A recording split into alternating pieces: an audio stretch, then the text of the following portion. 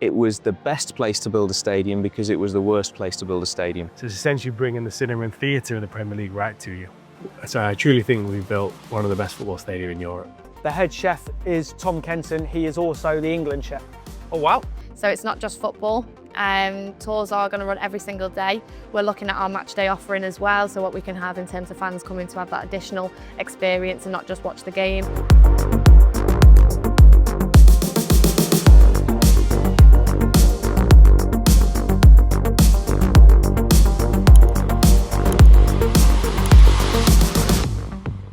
Hello everyone, welcome to another episode of Koora Break Tour. Today we're at Hill Dickinson Stadium, the new home of Everton Football Club. Let's take a look inside to see what the club hopes is the first step to getting back to the top of English football.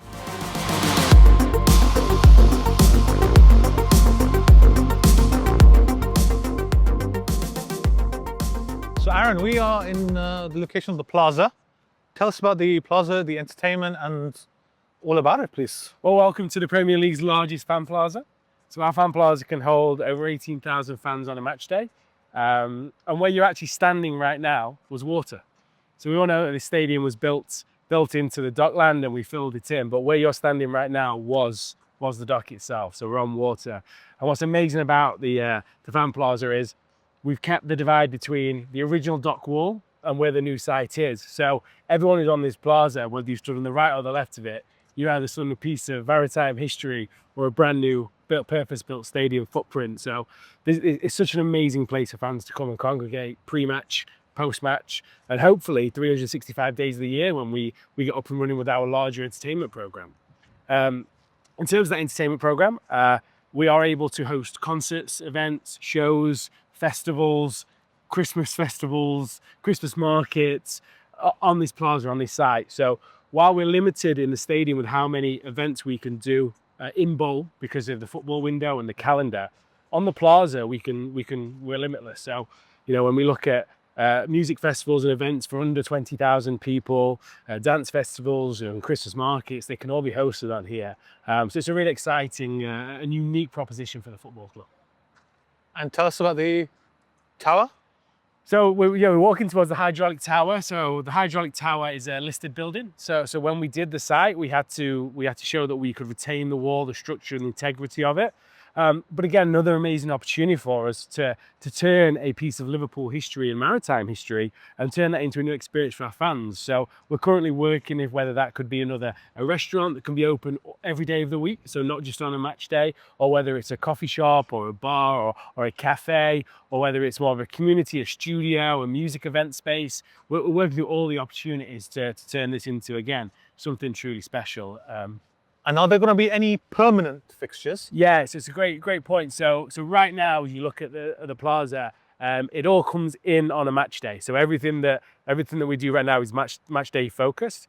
But within the next 12 weeks, there'll be permanent structures on here. The terraces will host up to 2,500 people. They'll have permanently installed food and beverage outlets and social spaces that people can use on a match day or a non-match day. It'll turn this whole place into something truly special. And as a man who's been on a lot of Premier League grounds, you know, one of the biggest issues always is where can I go pre-match? And where this stadium is situated on the docks, we're 20 minutes outside of Liverpool city centre, but we don't want people to dwell in the city centre. We want them to come onto the fan plaza. We want to experience it. We have live music. So right there where you can see, we have live music, we have a stage, we have a DJ. There's so much going on in this fan plaza, and it'll only get bigger and better as we evolve the stadium.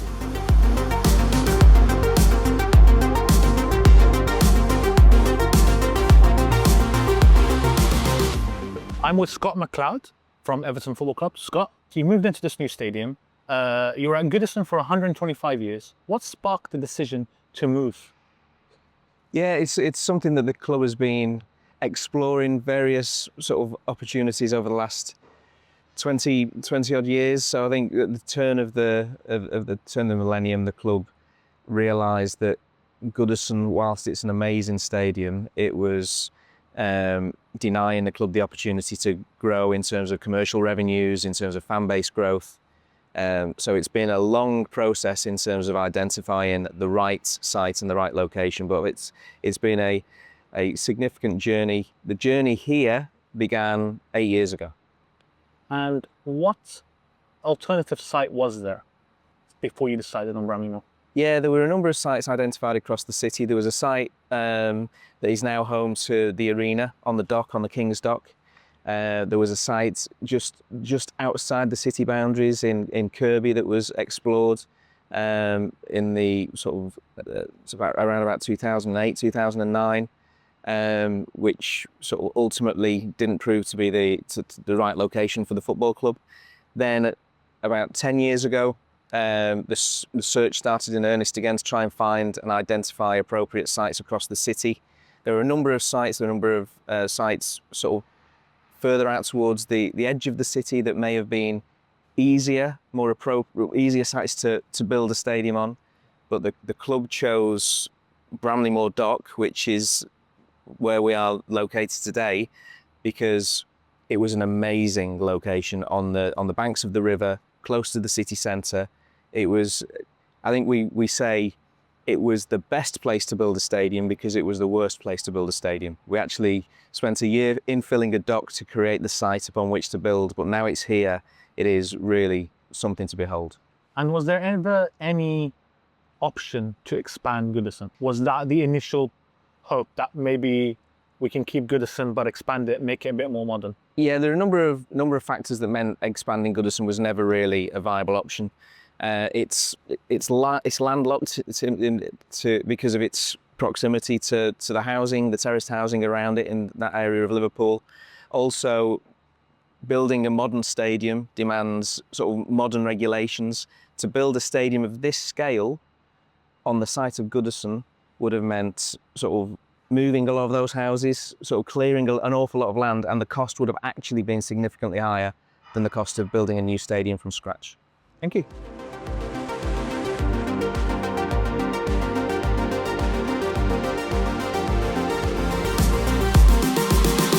What vision did the club have in mind for the overall design of Hill Dickinson?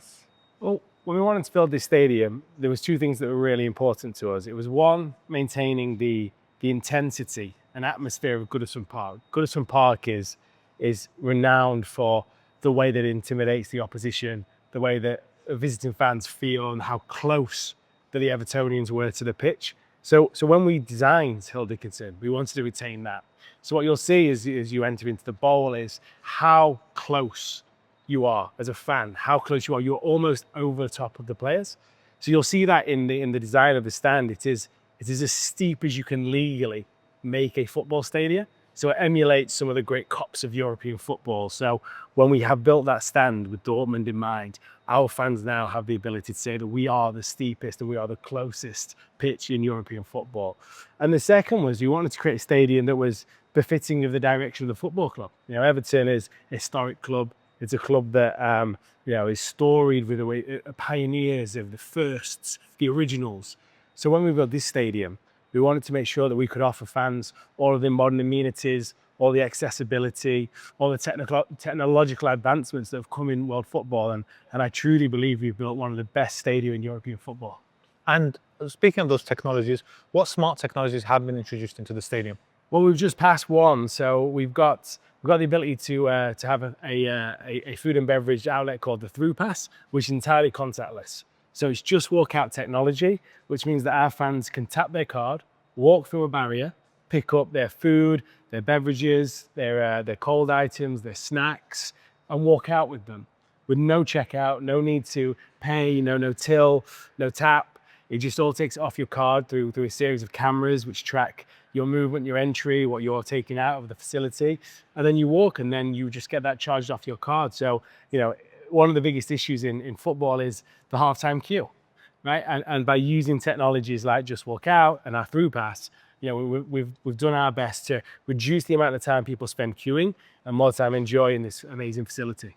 What kind of food and beverage options are available at the stadium for the fans to enjoy? And this is where it gets really exciting, because football has had a notoriously bad reputation for cold pies and overcooked beef burgers for a long time. And we've partnered with one of the global leaders in food and cuisine in Aramark. And what they've done is they've created 4 or 5 tailored food outlets for us. So it becomes more of a high street offering. It's more akin to a food market than a traditional pies in a bag of crisps. So you'll see our Flightbirds offering where we've got salt and pepper chips and chicken tender boxes. We've got a traditional fare with loaded hot dogs and with loaded fries. And then we've got our own unique toffee donut. So the company have gone out and created a blue donut, which is proving incredibly popular. Inspired by the nickname of Everton Football Club. Inspired by the nickname of Toffees. So we have a toffee donut, which I can tell you is going down like a right treat here. So Aaron, we're in Dock on 1 at the Yard. Can you tell us about the space and the other premium experiences? Yeah, so we've made a conscious effort at Hill Dickinson to cater our premium experiences for everyone. So we call them our bars, restaurants, and experiences. We don't call it hospitality, as you would have typically heard in a lot of football clubs. And within that, we've got entry-level bars and premium GA offerings, as we call them, which is your own private concourse, your own area to enjoy the match, but the experience is still the football match. And then we move up the ladder, and we've got steak restaurants, we've got buffet restaurants, and then we move into areas such as this. And this is an amazing experience, Dock on 1, because it has a large social bar, which everyone has access to, which is the Yard, as we've just been into. But then within here, there are 3 fine dining restaurants. So we've got Merchants, and we've got Navigator, and we've got Blue Line. And what our members are able to do is choose which one they would like to dine in. So it's an amazing way of continually changing, evolving your match day experience. And you'll see with the furnishings and the finishings, they are like premium premier restaurants. And then we move up the chain even further, and we've got our top end restaurants. So we've got Beyond, as you'll have seen, which is our tunnel club, which allows people right in the inner sanctum of Hill Dickinson to see the players as they walk out to the pitch. The players do their halftime and full-time media interviews and the away team, and you get to experience that, which is just a special, special moment. And then you get right to our top level. So we have a restaurant called More, and More is a 7-course fine dining tasting menu. So it's been curated by one of the best chefs in the world. Each meal has a pairing with it. So they're all detailed and outlined as to why we chose that restaurant, why we chose that food. So from top to bottom, we have over 5,000 people coming out hospitality each match day. And that's such an amazing difference between Goodison. Goodison didn't have the ability to cater, not only for those numbers, but also for the service and quality and experience level. And we're about to go out to one of the really unique areas that hospitality, our premium partners have the ability to experience, which is our loge seating. So if you follow me through here. So one of the great experiences we have here at Hill Dickinson is our loge seating, which is available to our premium customers. And loge seating is very American. It's foot to your table. You get the match on in front of you. So it's a real luxury in watching Premier League football and the Premier League first. So just join me and have a seat on here. So this is how you can watch the Premier League now in the luxury and in the comfort of one of your very own loges. So it's essentially bringing the cinema and theatre of the Premier League right to you. And these screens? These screens have the match on, and they also do have the ability to watch the other matches or Soccer Saturday or whatever other broadcasts are on, but we try and typically ask people to keep them onto the match in front of you. And behind the screens? Yeah, so the screens have the live match action on them. They also have the ability to have other football matches going on if they're on broadcast. But for most people, they get to watch the match with their eyes, and they can quickly come down and see the replays and the live action as it happens. It's a really nice touch for those fans in the loges. Especially if there's like a VAR. Especially as VAR. So again, one of the problems of VAR is nobody knows what's happening, but you get to see it now if it's on the broadcast. And also, not that we recommend, if you do bring children, you can always put a little bit of children's TV on it for them. And can you order food from? You can order food with the waitresses, and they will bring the food directly to your seats. So Aaron, we're overlooking the stadium. I guess what our fans want to know most is give us an overview of the pricing. Yeah, so it's tricky. I think Scott and Elle sort of mentioned earlier around the difference between Goodison Park and Hill Dickinson, in that Goodison Park had restricted views. There was bad views at Goodison, very notably bad restricted views. And when you build a brand new stadium, in particular this stadium and this bowl, there are no bad views. So you have to price smart. We don't ever want to outprice fans from football. We don't want to price fans out of modern football at all. So when we did our season tickets, we mapped against the cheapest prices season tickets that are available at Goodison, and we tried to replicate those views and those experiences in this stadium. And what we did was we mapped the spend of our fans versus seats that they could afford, and we made sure that they had the chance to move into those seats. Now, what we did find was, given the chance, a lot of our fans decided to move up a tier, that they wanted to go and sit in a perceived better seat and have better experiences and better access to facilities, which was fantastic to see. And it showed that, you know, throughout this build, we've been able to take the fans with us. So in terms of our range of pricing, for a match day ticket, our average price across the season will be £57 for an adult. Now, that accounts for Category A and Category C. So when you play Liverpool here, the prices will be more expensive. But when we play some of the teams, like we played Mansfield Town in the Cup, and it was £15. But when you play, you know, your Brightons and your Burnleys of the world, then those prices are reduced. So you're looking across the stadium to sit in the middle, sit closer to the halfway line. On average, you're paying between £60 and £75 a ticket. But to sit in the corners or behind the goals, you're paying between that £40 and £50 mark. So throughout the season, we're comfortable that we have price points that no matter your fan, no matter your level of membership, no matter your fandom, you can find a way into it.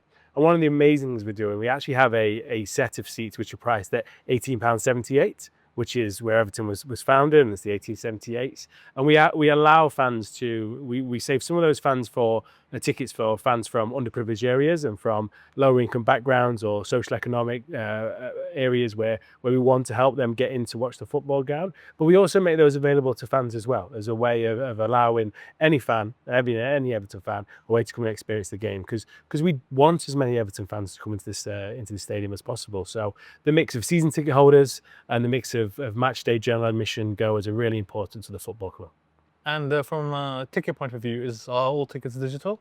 All tickets are digital, so we moved to full digital ticketing, and it's been a great success. There's been a few teething issues, as most clubs who've moved full digital have had, but for the most part, fans have been able to access their tickets. It all sits inside their Everton app, so it's connected to our memberships and our rewards platform. So the great thing about digital ticketing is the ability to connect that to the wider club's ecosystem.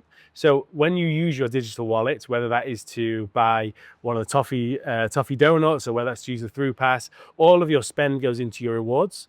And in your rewards, you have the great ability to transfer that to money can't buy experiences. We've had people walk the ball out. We've had people visit us in the USA and be on the team photo. We've had signed shirts. We've had training ground visits. So what we do by collecting and ensuring people are using our digital wallet and our digital ticketing is we reward you, and we know what you're doing. And when we know what you're doing, we can make the experience better for you. So when we look at digital ticketing, it's not just about scanning a ticket to get into the stadium. It's about making sure that when you are in the stadium, we can enhance your experience, which we were never able to do at Goodison. So digital ticketing and our wider digital ecosystem at the stadium is hugely important to us. And I see around the stadium, obviously we've got where it says "Welcome to Hill Dickinson," where presumably the sponsors would go. Who are the main sponsors who are partnering with Everton? Yeah, we've got some amazing partners on board. So we've got Hill Dickinson as the naming rights partner. And then we have founding partners of the stadium who've taken a position, who've been on the journey with us. So a lot of these companies have come with us throughout the stadium build. So we look at Castor, our technical kit partner. We've got Christopher Ward, who are our sleeve partner and our watch partner as well. Christopher Ward actually amazingly have created a showroom.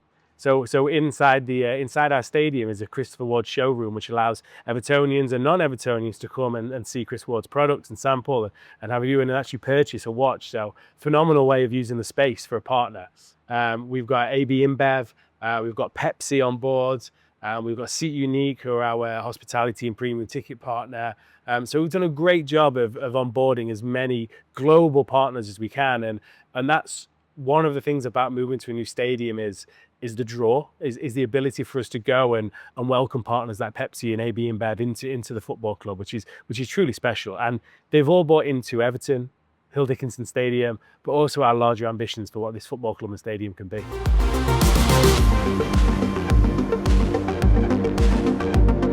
So we're now joined by Elle Barnes-Green. Elle, how are you?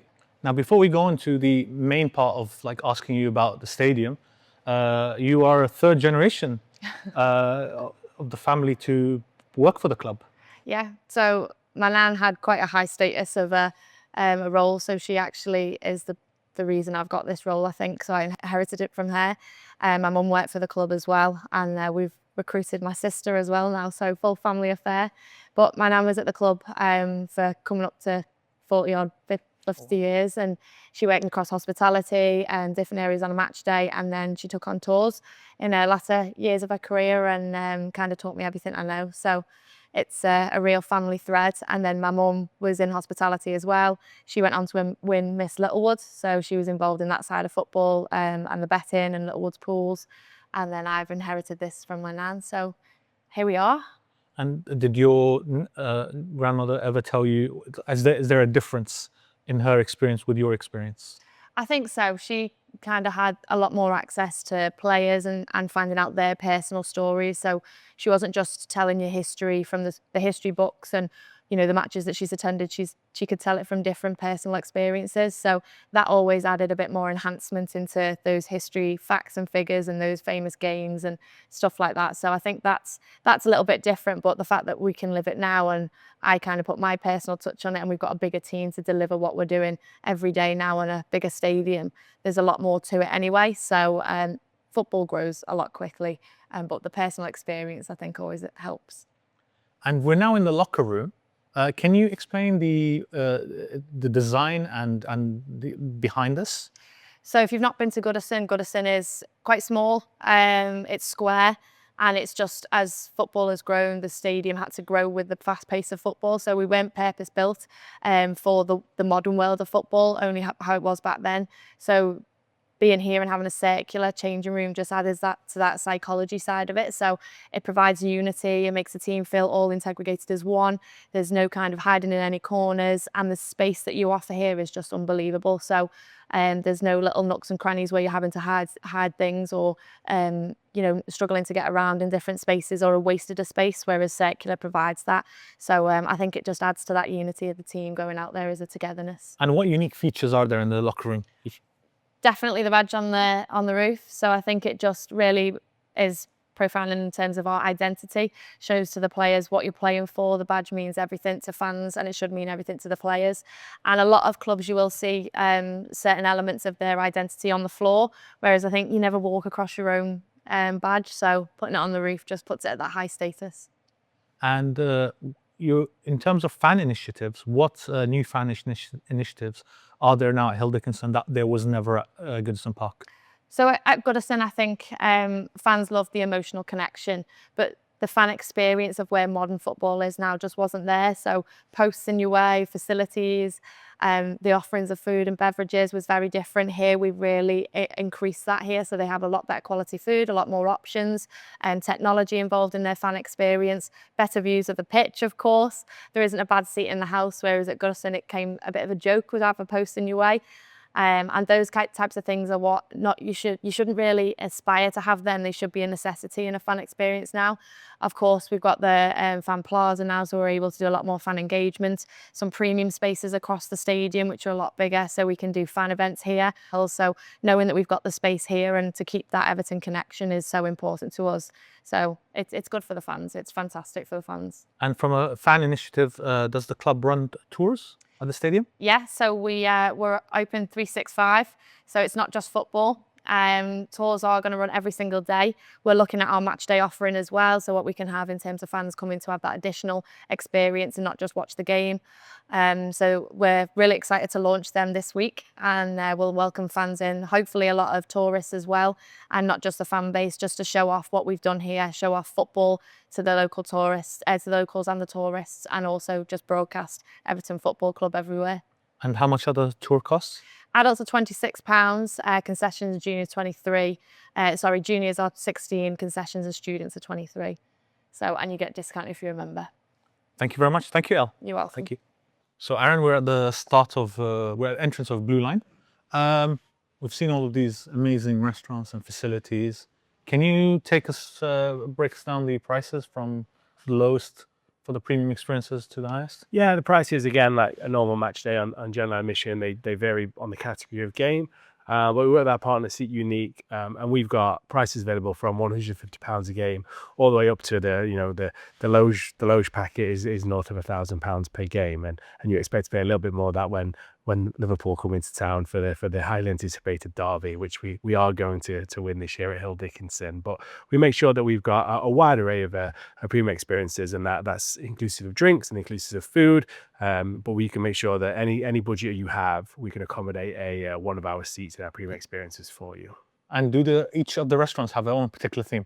Yes, they do. So one of the amazing things you've seen as you walked around the stadium is the theming has been so important. Each of our stands has a different theme. We have one that is dedicated to the football club and the history of it, one dedicated to the city and the role in which Everton plays in the city of Liverpool, one dedicated to our heroes and our giants of Everton Football Club, and then one that celebrates the maritime history of the football club and our place on the Docklands.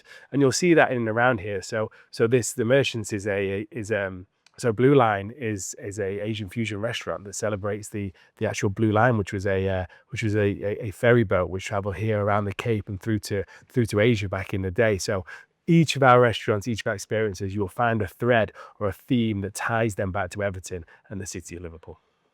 So Aaron, we've seen spectacular new stadiums around the world, especially in the Middle East. Where do you think Hill Dickinson Stadium stands today? So I truly think we've built one of the best football stadia in Europe. I think you look at what's happened in the Premier League and the stadiums that have come recently in Tottenham Hotspur. This is right up there with them. I think the facilities, the location, the accessibility, the technological improvements that we made into this stadium, also the premium experiences. I truly think that this is a world-class facility and one of the best football stadiums, if not in Europe, if not in the world. Beyond being Everton's home, what is the vision behind Hill Dickinson? Yeah, this needs to be a 365 venue. We've built an incredible stadium. We've built an incredible arena for live football, but it's the events and it's the concerts. That's where we want this to thrive. The Northwest was, is dying for a brand new stadium that can host these large scale concerts, and we fully believe that Hill Dickinson will do that. We've got a license to host 6 next summer. With the prospect of hosting 12 going forward. So we're looking to book and attract the world's largest bands, artists and performers to come and grace Hill Dickinson and be a beacon for what the Northwest can be just outside of sport. So we're really excited about the prospect of who we can bring to Hill Dickinson and what that experience will be, not just for Evertonians, but for the city of Liverpool as well. And it's not just stadiums in bowl as well. We talked around the Fan Plaza and what that can mean. The ability for us to host smaller scale concerts and the ability for us to have events on that plaza, partnership events is really important to us. And then lastly, the stadium is a 365 venue, so it's available for hire. So we can host weddings, we can host conferences, we can host meetups, we've got restaurants that'll be open all the time. We really see Hill Dickinson as not just a 19 event stadium. We do see it as a 365-day-a-year stadium. And finally, Aaron, Everton is one of the most historic and prestigious clubs in English football. Do you see Hill Dickinson, the vision behind the stadium, as the first step to return Everton Football Club back to former glories and back to the top of English football? Absolutely. I think it's no secret that Everton has had its struggles on and off the pitch over the last few years, and there's 2 catalysts to change that have happened at Everton recently. Is one, the opening of Hill Dickinson Stadium, and I think you can ask anyone who has opened a stadium, whether it's Arsenal or West Ham or Tottenham, that's a brand new stadium with increased capacity and increased facilities is the single biggest catalyst for commercial growth and for fan growth. So we see that as the linchpad to continue to grow and compete with those clubs who have had the head start financially. Secondly has been the change in ownership. We're now under the stewardship of the Freaking Group, and having an ownership group who has got incredible passion for this project, incredible resources, and incredible drive for us to grow and be competitive is really driving and underpinning what we're doing. So coupled with a brand new stadium and a brand new ownership and a brand new team on the pitch, there really is no reason that Everton cannot go back and restore its former glory and challenge the elite of European football. And that's everyone's ambition here. Aaron Duckmanton, thank you very much. Thank you. Thank you.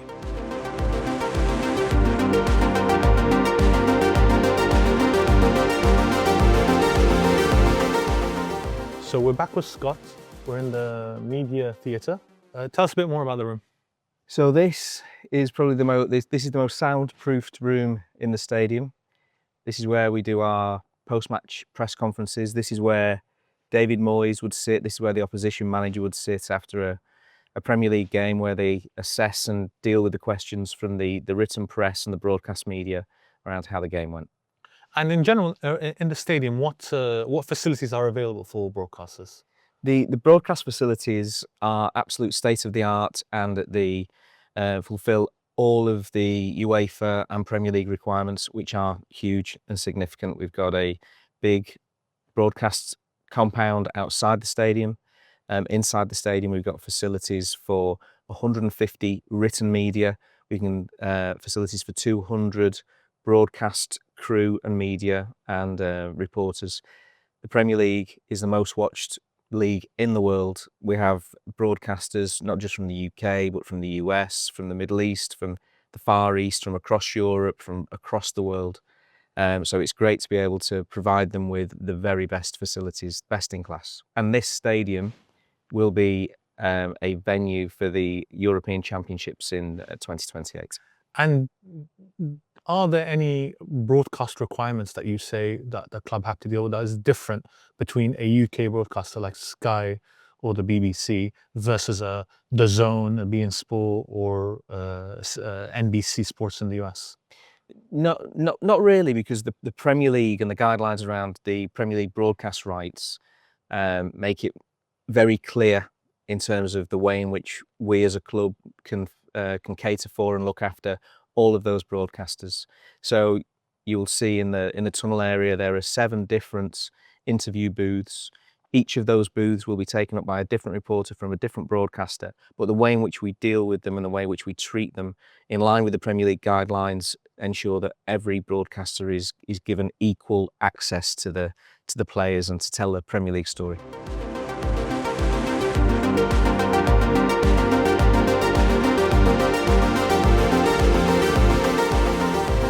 Hi everyone, we're at Finch Farm, the training for Everton Football Club. We're joined by Howard Frost, and you're going to be giving us a tour of Finch Farm. Yeah, this is proud to say kind of one of the best training facilities in the country. We've been here since 2007, so yeah, we'll take you around and give you a look. Thank you very much. Let's go. Bit quieter today, but if you come of an evening, you'll see anyone ranging from under 6s to under 15s, under 16s practicing here. Beautiful pitch. Yeah, they're really good quality. Yeah, they are. And do you have indoor facilities? Yes, we'll go and see that in a second. Yes, that one there. So this all here is, I think the plan sometimes is for the younger age groups to be far away and then they kind of work their way closer. So all those pitches down there really range from our under 9s, under 10s. This also training pitch here is where the women train. They're not in today, but that's the pitch there where they are. And then we'll go over there, but we've got the under 18s over there. And then just in the far corner, we've got the under 21s. And as I say, it works round as they get older. And the men are the other side of that grey building, which we'll go over as well. If there's a change in the first team head coach, with the structure down below, does sometimes they keep everyone in place? Exactly. Or it depends on what the incoming manager wants. So that's a good example with David Moyes, in terms of obviously he had that relationship with Leighton. He signed in for Everton and knows what he's like. So he saw Leighton coming on as a coach and then asked him to join his first team setup, and that left a vacancy for the under 18s. And like I say, Keith Southern was the under 21s assistant manager. He's been in the academy for a long time. He moved to the under 18s. The goalkeeper, Douglas Lakanjic, he plays for England under 17s. okay. But we've got a really good crop of goalkeepers actually. George Pickford, no relation, but he's highly rated as well. So you have a second Pickford. You have a second Pickford, we do. Yeah. He'll probably be over there. I'm pretty sure he'll be over training with the 21s when we go over. Training sessions of an evening, very rarely used for a kind of full-on game. I don't think I've ever known it to be used for a full-on game as such, but it's mainly used for the coaching sessions. So again, of an evening when you come here, you've had anything from the under 6, under 7 pre-academy right up until under 15s. Okay. This is the next crop. So these are the 21s, and these are coached by Paul Tate, who again came through our academy, had a long career in the Football League, played for some good clubs there. He's like a highly rated coach, and he's been at the club for our academy for a long time. He was the under-18s head coach for quite a few years and then stepped up to the 21s.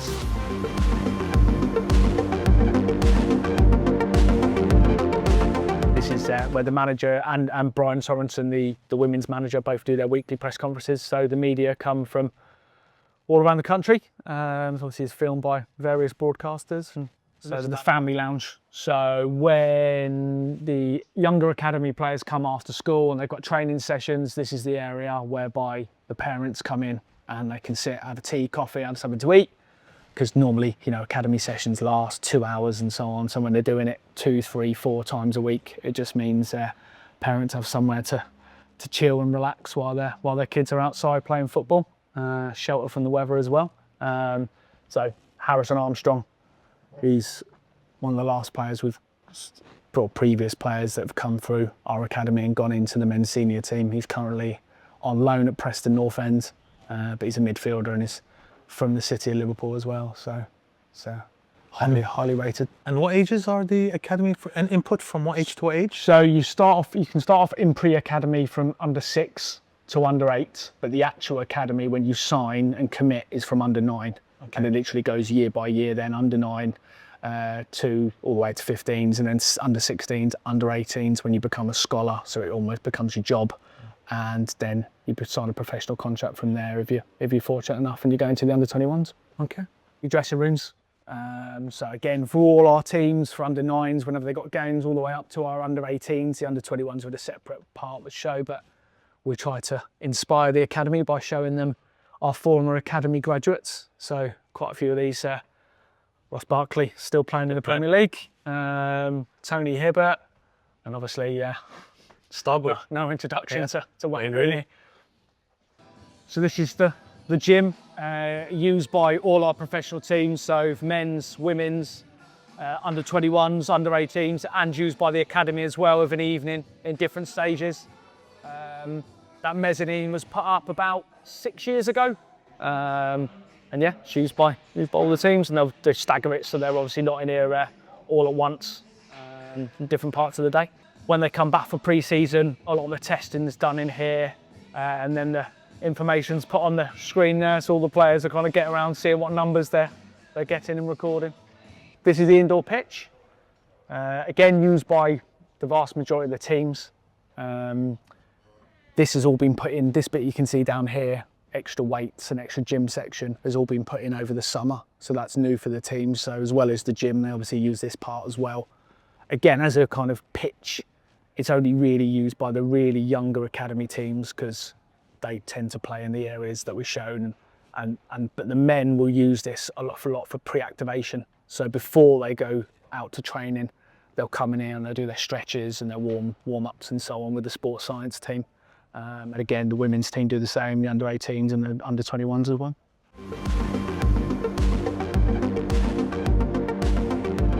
So this is the senior men's team block. It was actually opened around the time Ronald Koeman was our manager. And it's just obviously exclusive for the men's senior team area. So to show you some of the parts that they work with every day. You'll see when we go through, it's a purpose to make things like one journey as smooth as everything as possible. So their dressing rooms there, the boot rooms here, they go out to train in there. Where they eat is just upstairs, the medical facilities literally next door. Yeah. So it's all kind of close for them. And so it's the medical where they get all their treatment. Luckily it's empty at the minute, which is good. And players that are being treated, you've got the windows, so you can watch training while the rest of the squad are out there as well. So this is the cinema room for the squad. This is used purely for the men's senior team. Obviously it's in their block, and this is where they'll come and they'll do their match meetings. They'll go over tactics, and the manager will have meetings with them, coaching staff as well. Jordan Pickford likes his darts. Michael Keane likes his darts. Yeah, I think there's 3 or 4 in the squad. So this is the lounge area, and behind it's actually being in use at the minute, but that's the analysis suite. So that's quite new, and there's laptops just along there. And what happens is the players will have meetings with various analysts, and they'll go over pre-chosen footage and go over and kind of get past games and things they can work on and so on. So this is the first team canteen. They'll tend to have their breakfast in here, their lunch as well after training. And he's not here in a minute, he's just escaped the shop, but the head chef is Tom Kenton. He is also the England chef. Oh wow! So we have the best chef in the country because he's England. So he is obviously knows Jordan Pickford and Jack Grealish and so on very well. Well, it's funny actually. We did a feature with Tom, him explaining. So he actually, Seamus Coleman likes a certain type of pasta. Okay. I think from memory, similar to a carbonara. But he just calls it the Coleman. Okay. So they go. So he does dishes named after the players. And funnily enough, Jack Grealish also had that same one when he was in England. Okay. And now obviously he plays for us as well. So he's got the Coleman ready made for him. Tell you what. Yeah, no problem. So as you can see, there's plenty of choice. The food quality here really is fantastic. So today it's a choice of chicken tikka curry, barbecue beef brisket, Cajun chicken thighs, and then there's plenty of king prawns as well. There's broccoli, there's potatoes, pilau rice. So you're kind of sport for choice really. And then there's make sure that they're always nuts and so on. All types of drinks, yogurts, all very healthy as well. Obviously with them being professional athletes as well, they're all designed and made sure that they're eating the best possible nutrition. What's the nutrition like if you've got a 12:30 kickoff versus a late kickoff, like a 5:30 kickoff or a later on in the week game? Yeah, we have a set nutritionist called Stephen, and he kind of leads on that, and he'll liaise a lot with Tom, who's our head chef, and they'll plan the food accordingly. So they make sure that if carb loading's needed, that's done at the right time. If it's protein, and you'll normally see after games, you see this pizza and so on, and food that you wouldn't normally associate with professional athletes because it's carb loading straight. They need to relive, Exactly. Yeah. So yeah. Your job just to write it right down. Yeah, so it's just sort of looking after the dining areas on that side, the academy and the women's area, and obviously the first team in here. So I'm just suddenly like making sure the room's maintained. And then this was just an idea, last season. Let's get a vinyl wrap on the top and let's start labeling the items that we've got, But there were so many questions up the past, like what's this, what's that, I'll be cooked this, what's this, so. Yeah, you just have to do it for them. That's it, yeah. This tends to be a popular spot where we take new signings, that's all, because there's a nice backdrop. So we take them here for the crest. It's normally This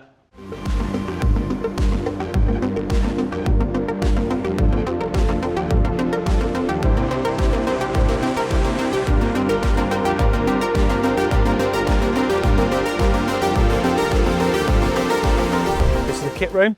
There's Tony and David. This is where, as you can see, it's obviously a massive job now with all the training kits, and they serve all the teams as well. The academy kit room is down the other end of the facility as well, but between them they do literally all the teams at Everton at Finch Farm as well. And they have to organise, like each player might have his own kind of like There's style of how he wants. they know all their sizes, and obviously got the training kits, and they prepare all the home kit, away kit, third kit as well for different games. They've all got a list, and they know. There's a lot of work that goes into it, logistically as well. So this is the men's training area. We've got the goalkeeper section right down the other side. You see Jordan Pickford there with Mark and Tom and Harry as well. And then there's 3 pitches after that. Pitch you can see, pitch close to us.